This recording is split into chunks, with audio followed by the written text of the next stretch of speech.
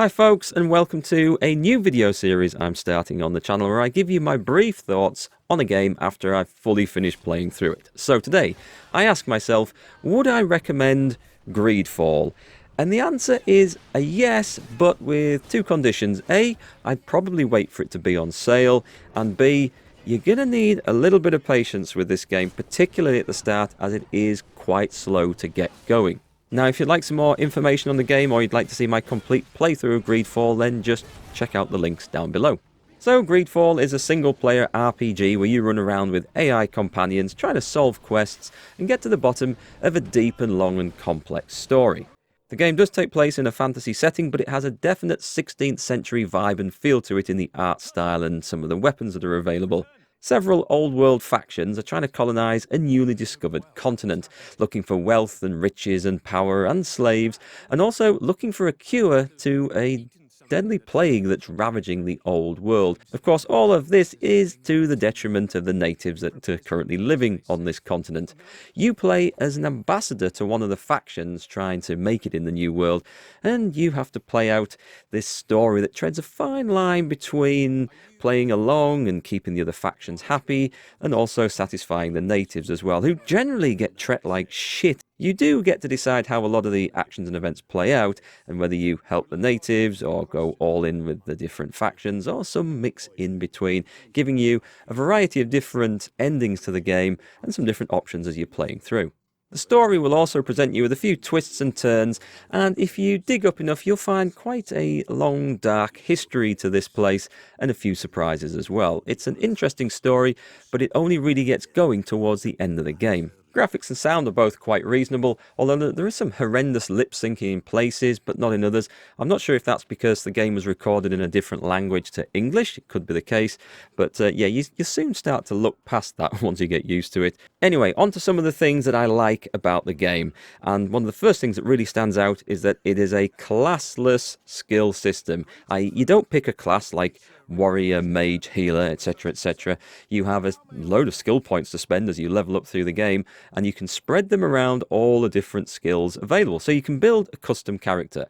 There's magic skills, melee skills, traps, bombs, ranged guns, all sorts of different things. You can spread them around as you see fit, picking your favorite abilities as you come to learn the game, or you can specialize in any one particular area. It's very nice. It opens up a lot of different play styles, and whilst it is better to specialize in one or two areas and spread your skill points around everywhere, the option, of course, is there.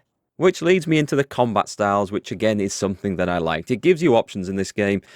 Any combat style is viable, whether you go one-handed melee, two-handed melee, pure magic.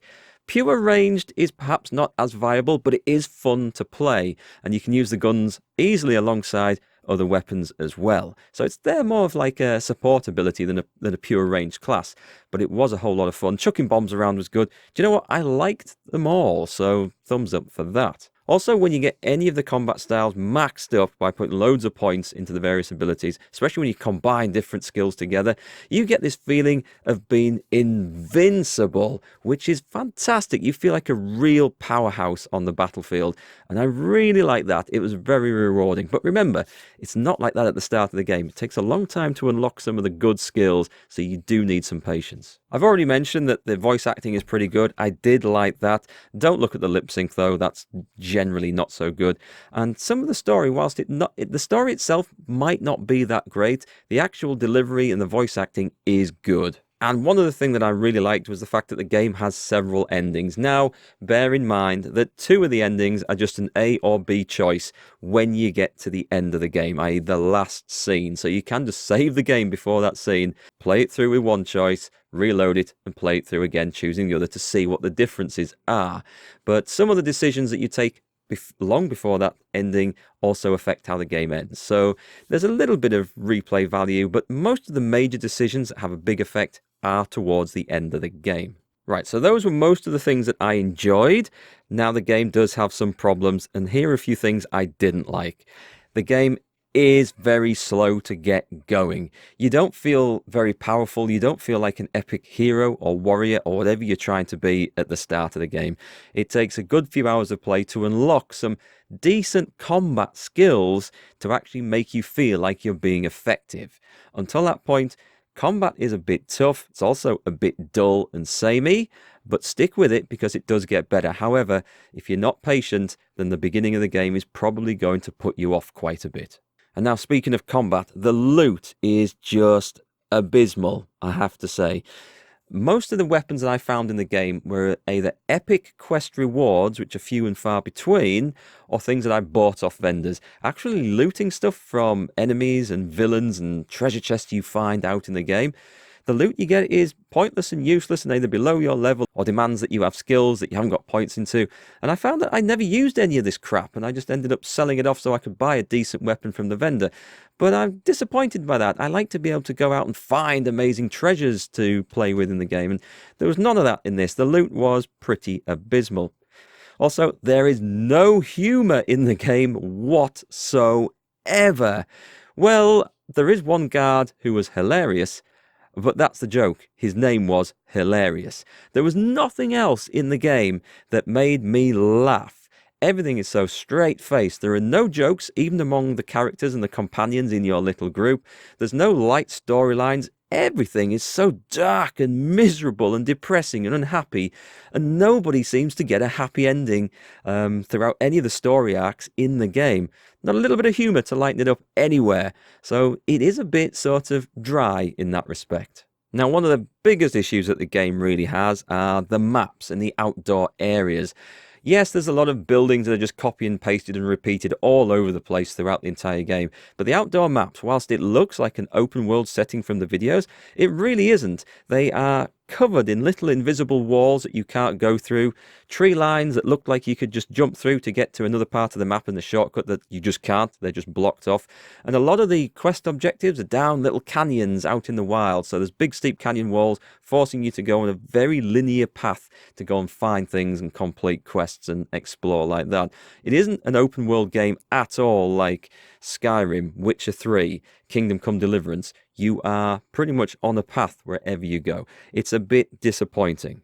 And finally, although the combat is good once you get things souped up with for your character, there's really no variety in enemies. There's just not enough. There's some weird wolf things, some weird bear things, and then there's a whole lot of human NPCs, but that's about it. There are some big bosses, and the boss fights are easily my favourite part of the game, but there's not enough variety in the bosses, and there's not enough of them. Some of them just repeated, and once you learn the attack patterns, they're fairly easy to defeat these things. So the game could really do with more variety of bosses. Now, overall, I have complained about quite a few things there, and yet I still enjoyed the game. Yes, the story was dry. Yes, the story was dark. Yes, the game has problems with maps and enemies and lots of other things. But overall, once I got past the first few hours and that slow start I mentioned, I just wanted to carry on playing, to see where it went, to see what happened. And the more powerful I got, the more I enjoyed the combat, and the more I was looking for another challenge, another boss, and see what happened at the end of the game.